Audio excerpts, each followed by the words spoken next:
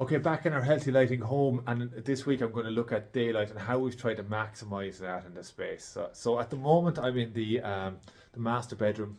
I'm at the bed head, and behind me is an openable window. It's facing southeast, sunrise direction, which in sunrise is hugely important for biological, setting those biological clocks, or setting our circadian rhythms. So again, we can get those. The window is designed to open so that we're opening away from the sunrise, so we're getting those unobstructed views of the sun. We're getting that infrared and that ultraviolet that we're losing through glazing, and that we're losing in our interior environments. Downstairs in our kitchen, living, dining, where we're going to spend the vast majority of our day, we have bifolding doors and a lot of glazing.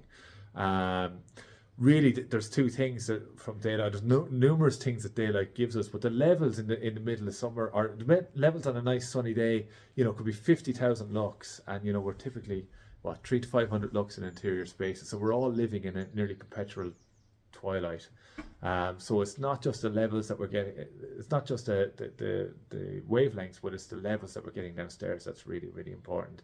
Our study downstairs is again sitting in front of an open window. We're going to open the windows when we can, hopefully year round. We can struggle at sometimes of the year, but hopefully as much as we can. On this side of the building upstairs, in the two other bedrooms, these aren't south facing, but we're getting the sunset, and we've opened the windows so that we get unobstructed views of that. So it's just trying to and in addition to that, we have two large roof lights that are going to hopefully flood our staircase area. So it's really trying to be conscious about where our windows are, how they're facing, and where we're getting daylight, because daylight is the gold standard. Getting outside is crucial, but in our interior spaces, openable windows facing the right direction, and daylight where we're spending our time during the day is crucially important.